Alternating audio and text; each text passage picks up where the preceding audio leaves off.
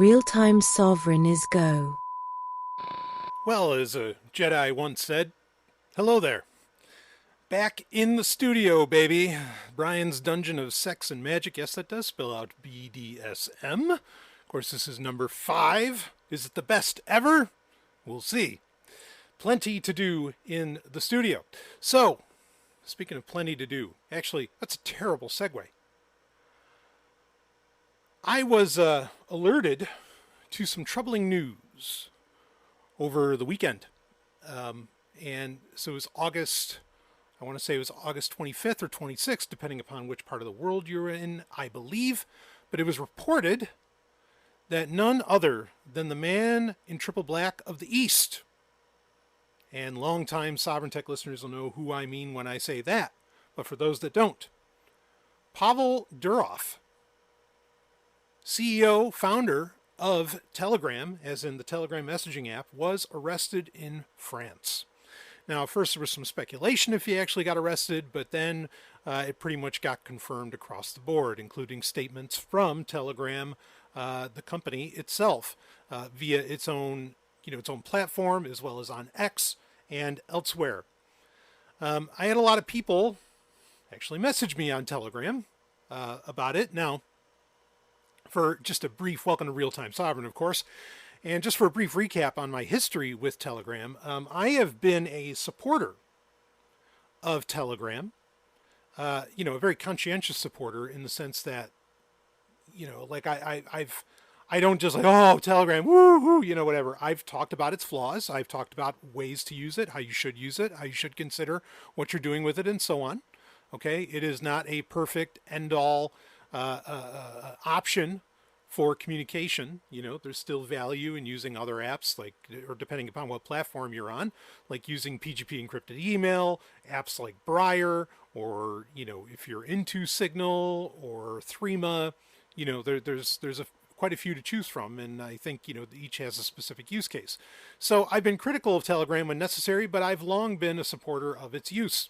I've even been quoted in news stories about it. So certainly I am, I guess I say all of this just to remind everyone that, yeah, I've been pro Telegram for quite some time.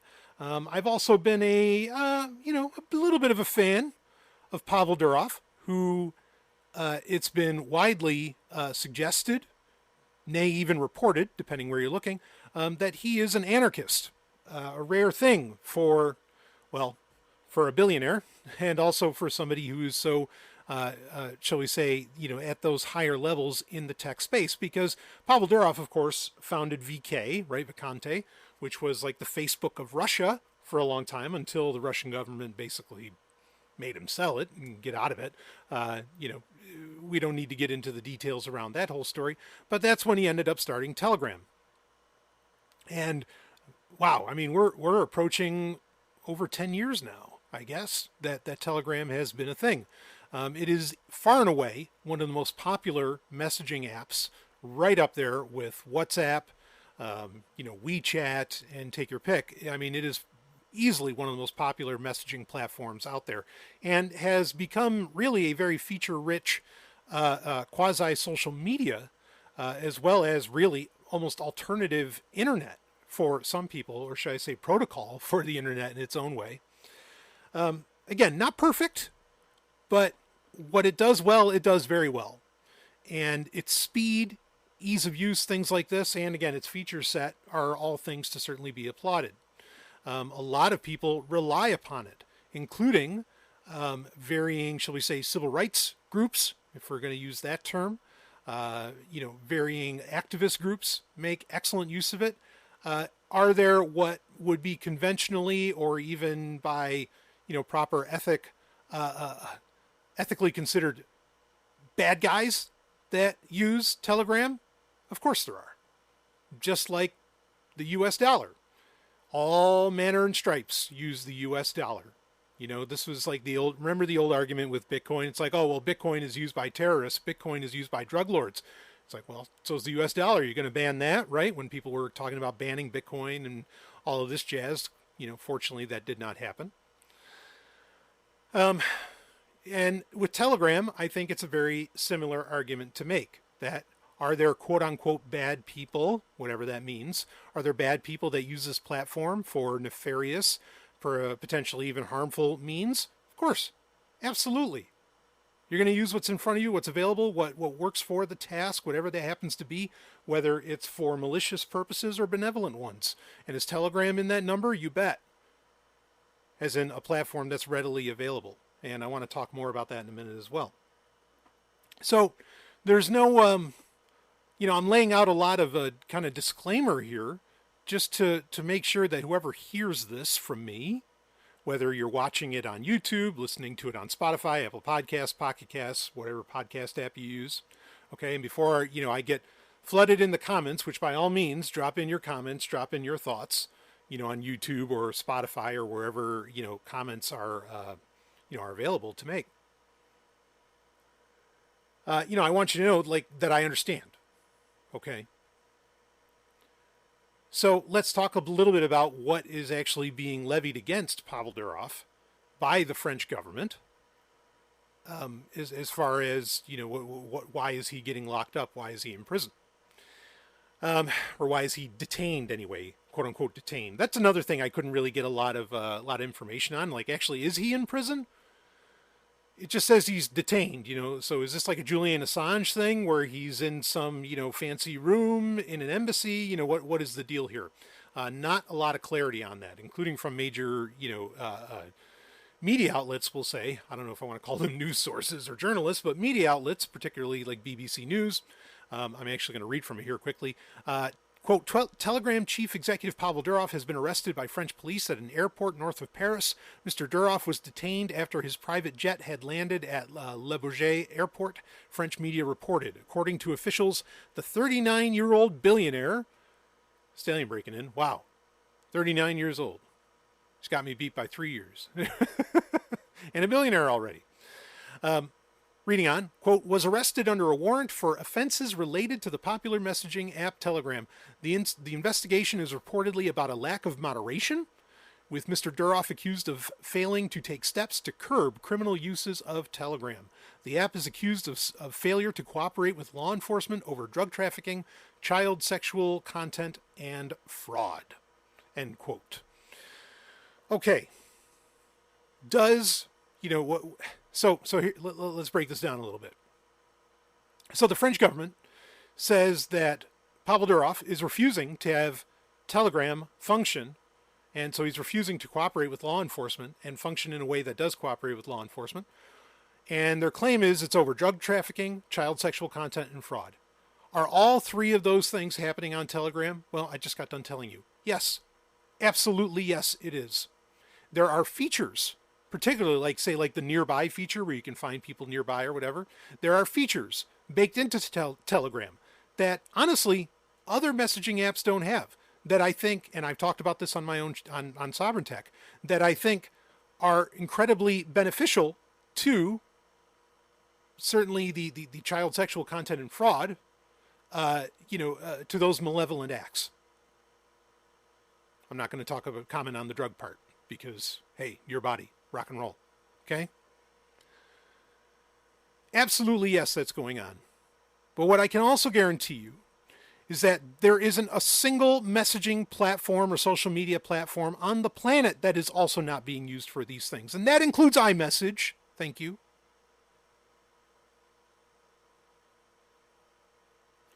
So why isn't everybody getting locked up? That's a great question to ask. And it might come down to the fact that these other messaging platforms, perhaps like WhatsApp and who knows what else, are willing to cooperate with law enforcement in France. Okay, now in the United States, okay, in the colonies as I call it, in the United States we have a law, it's called Section 230, that basically protects these kinds of communications platforms. It protects the company that runs, that operates, that develops these platforms from being responsible for what appears on their platforms. France, and really most of the world, does not have such a law. Am I grateful that such a law exists? No, I'm never grateful for any law existing for or against, okay? I'm not interested in it. But regardless, understand that, the reason America doesn't go after, people like this, and hey, could America be bosom buddies here with France in trying to get, the one up on Telegram and get the CIA in there and whatever else? I mean, hey, anything's possible. But in my opinion, this may, again, we don't have all the details, and what we do have is also very, very broad and scant at the same time. This may be proving that really, that Pavel Durov might be one of the quote-unquote good guys if you're some kind of activist, for human liberation, individual freedom, and so on, in that he refuses to hand over the keys to the kingdom to give backdoors to government agencies. Now, we do know that Telegram, while technically its main office is based in Dubai, its team seems to operate all over the world at any given moment, probably to prevent this very thing from happening. To prevent some kind of government sting operation or capture operation, from occurring. Okay? That way they're always on the move. Now, it's a smart way to be when you're running an app that does what Telegram does. It makes all the sense in the world. Unfortunately, and I do believe Pavel Durov actually has French citizenship as well as Russian citizenship. Unfortunately, this did lead to his being detained. Now, I want to read on a little bit. There have been some other stories. This is also coming from the BBC, and we're going to get into a post on X as well. So ironically, and this gets interesting too, because Telegram was actually banned in Russia in 2018. Okay, that ban ended up getting reversed in 2021. We're like, oh no, yeah, you can use Telegram, and certainly there were people at the time who were like, oh, so Russia's letting Telegram be used in the country now? Is that because Pavel Durov has Telegram has put a backdoor in it for the Russian government? Well, what did the Russian government have to say about this whole situation? Let's read. Quote, on Sunday, the Russian embassy in France wrote on Facebook that it was, they wrote it on Facebook, that it was seeking to, quote, clarify the reasons for the detention and to provide for the protection of Mr. Durov's rights and facilitate consular access, end quote. The Post added that French authorities had not been cooperating with Russian officials. Several Russian officials condemned the businessman's arrest, saying it showed the West has double standards when it comes to free speech and democracy.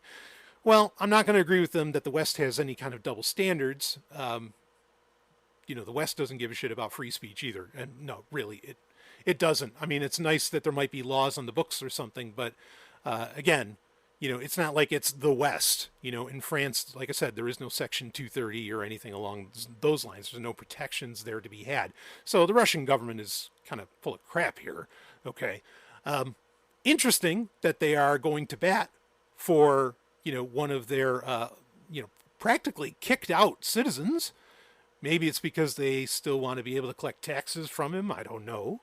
Okay. But certainly an interesting thing. I want to read one last bit, which is from Telegram, the organization itself. Quote, Telegram abides by EU laws, including the Digital Services Act. Its moderation is within industry standards and constantly improving.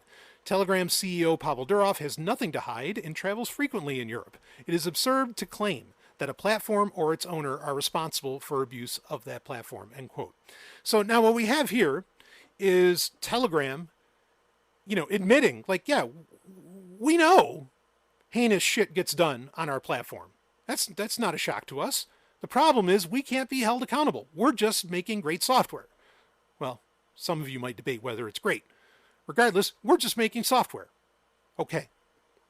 Now they're right on to bring that up. As far as, abiding by the Digital Service Act and all this, yeah, I mean, Telegram does play ball with, like Apple and, whatever hardware platform. Telegram is somewhat unique. It's rare. I shouldn't say unique. It's rare in the sense that it will allow you to independently download its app, including on Android, not on iOS, of course, but on Android, allow you to independently download the app separate from a specific app type store.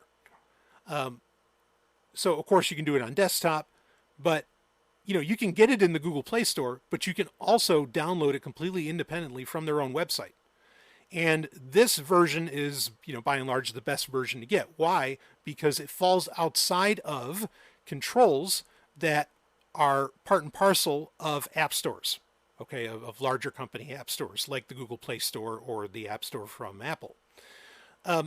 We know, it's seen, everyone can prove it, just depending upon what groups you frequent or what chats you have, that say when you use Telegram on an Apple device, there's times where you go into certain groups or you have certain chats and you don't see anything in it. But then if you go on your desktop version of Telegram and you go to that same group, there's entire, conversations being had there. This is because, and we talked about this years ago on Sovereign Tech, this is because Telegram has to abide partly by this Digital Service Act, amongst others, where, depending upon certain keywords and whatever else, certain groups, chats do get banned. And that's a problem. Now, Telegram resolved the problem, again, by allowing for an independent install. And it's definitely certainly one of the, there aren't, Android doesn't have many benefits over iOS. And, one could argue that this is actually potentially a security problem. And, certainly there is some legitimacy to that argument. But Android does have, outside of jailbreaking an iPhone, Android does have this superior ability to install easily from, third-party app repositories or app sources, and allow for an independent version, again, that doesn't fall under the purview of Google Play services and, the Google Play Store itself, including the legislation that it has to abide by. So this is one of the, now look, Signal does this too. They have an independent APK that you can download, okay, on Android. Threema does it as well.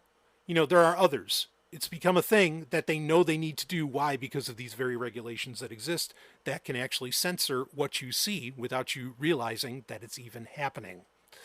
And Telegram was in many ways kind of the first one. Maybe Signal was doing it a little bit beforehand, but I really applaud that move and always have.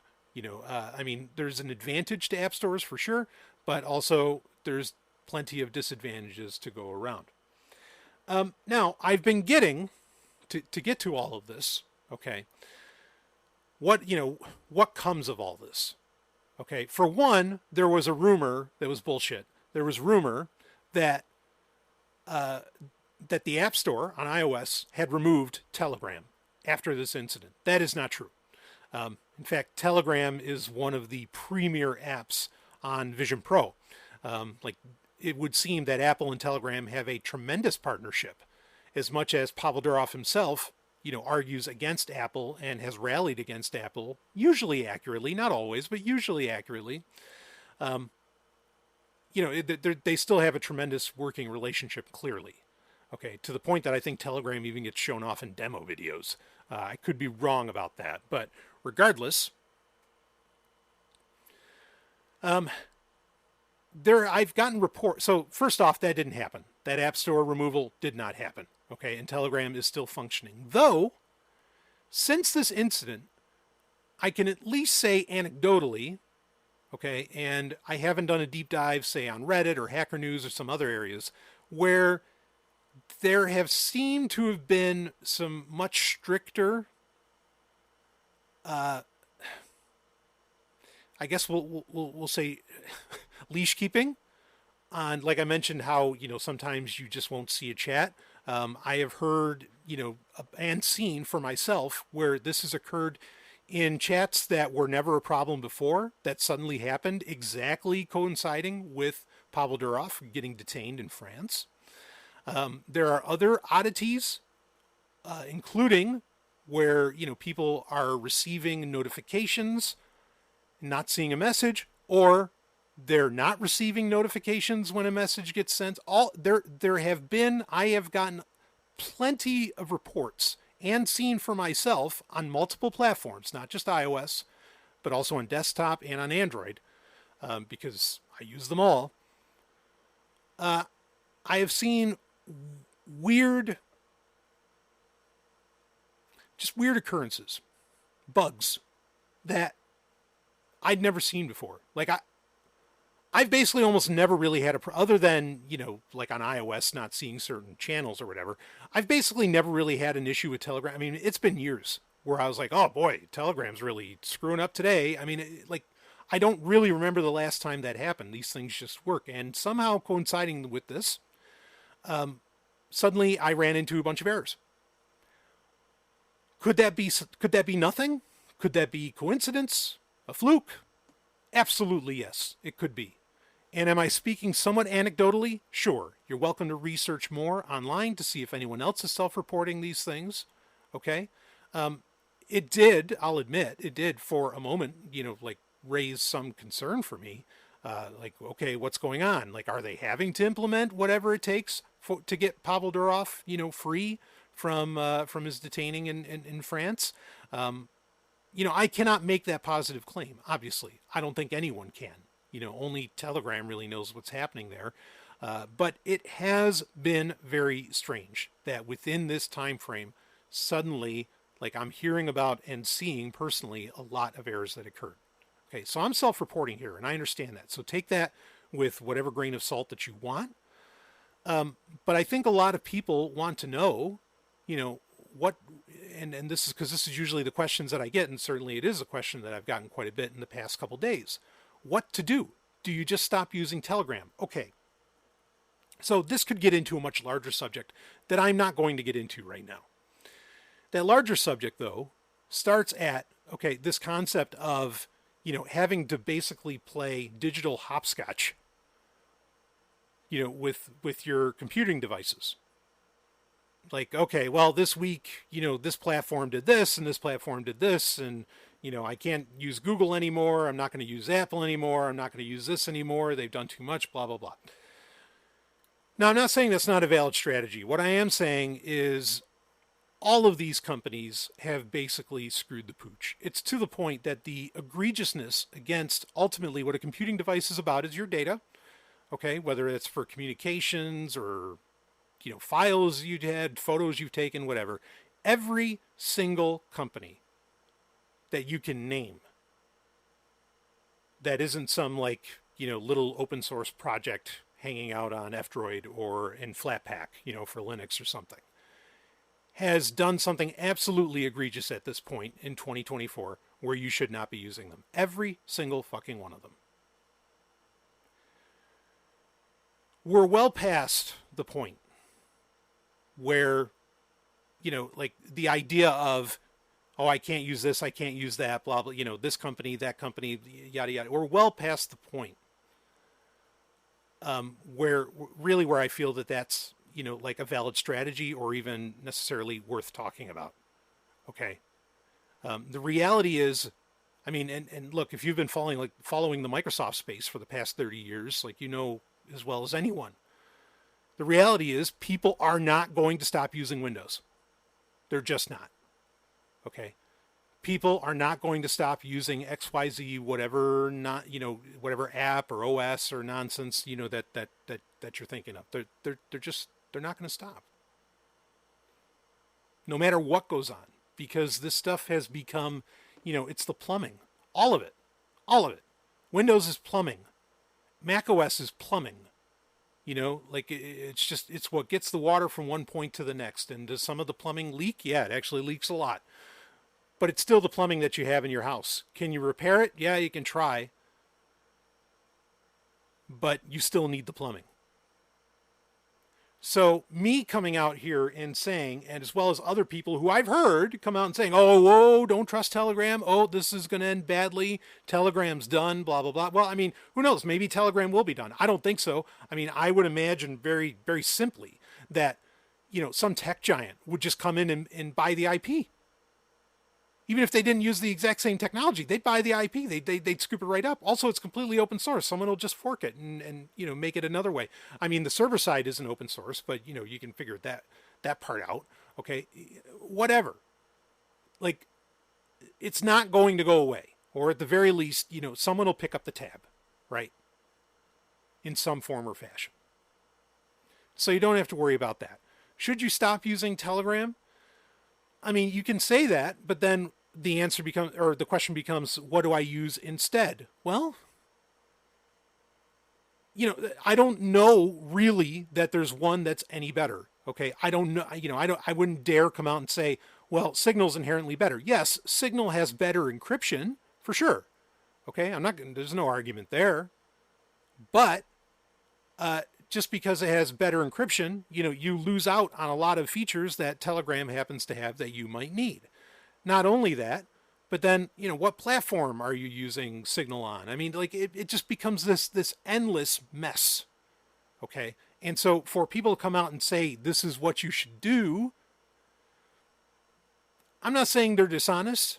I'm just saying it's almost pointless. Someone commented on a previous real-time Sovryn on YouTube. You can see it. Someone commented and basically said, the privacy war is over. We lost. I actually agree with that wholeheartedly. Now, that doesn't mean you can't take actions. You can't do things to help mitigate that somewhat. Okay. I mean, we had the recent National Public Database, leak. And basically anybody who opted out of data collection, through like, say, one of the varying, major credit bureaus and whatever in the U.S., you weren't on the list of quote unquote, of leaked individuals and their information. You weren't there. So is there value in checking that little opt-out box that none of us ever really believe? Actually, yes, there is tremendous value in doing that. Okay. Just like there's value in minimizing, your overall data and metadata exposure. Okay. So I am not being fatalist here by any stretch of the imagination, saying, well, just throw your hands up and just use Telegram anyway, even if they bake in backdoors via the French government or something like that. That's not where I'm going with this. Okay. What the point I want to get across to you is they're all kind of screwed. Okay. There isn't like this one, there's no silver bullet. There's no one great option that's going to solve all of this. So what I actually recommend is just being as versatile as you can be. Okay. Not relying so much on really any of these platforms as much as possible. Just reconsider your relationship with these platforms if you are concerned after this. I'll admit, in my darker dreams, I imagine a moment where suddenly, one day, like, I mean, we could say, well, secret chats might be safe or whatever. Okay. But I've also seen these bugs in secret chats where I can't see what's going on. And so is that because iOS is blocking what can be said and what can be seen even within those secret chats? It's not supposed to work that way, but we don't really know why, because iOS is not open, right? It's not open source. Okay.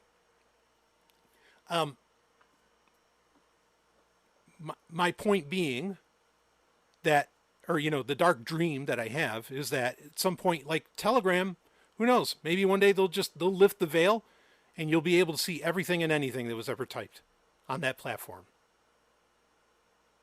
Now, there are apps like Signal, Threema, some others where, you don't carry your chat history around, as to where Telegram does that. Okay. There's value in that. Like that can be a nice feature if that's what you want and that's what you need. But consider that that feature comes with risks, right? But again, all of these messaging platforms come with risks. None of them are perfect. So I'm not going to come out here ultimately and say, stop using Telegram because I'm seeing this and this and this happen. I'm not saying stop using Telegram because Pavel Durov is detained. Should Pavel Durov be detained? No, absolutely not. Again, whatever's going on Telegram is happening on every single one of these platforms. And the French government has to know that. I mean, I'm sure they're stupid, but they're not that stupid. Are these other apps able to get away with this because they already have backdoors baked in? Yeah, maybe. Is Telegram going to have a backdoor baked in? Yeah, maybe. Should you treat everything like it has a backdoor baked into it? Yes. And that's the ultimate point. Yeah, this is an insult. This is atrocious that Pavel Durov is arrested for something, again, that basically every company on the planet should really get arrested for, because there's always nefarious things being done online anyway. But ultimately, if you're concerned that suddenly now there's going to be some kind of backdoor, I guess I'm not saying don't be concerned, but I am saying you didn't think there was before? Before anybody in the comments gets hitting on me about, oh, you don't know how end-to-end encryption works, you don't know how this works. Oh, no, no, no, no, no, no, no, no. No, no, no. I know absolutely perfectly well how all of those things work. I know very, very well how all of those things work. And fortunately, I have over a decade of recording to prove that I know exactly what I'm talking about when it comes to these things. But this game of digital hopscotch, that has to end. This, kind of hand-wringing over, ooh, is there going to be a backdoor put into Telegram? Oh, blah, blah, blah.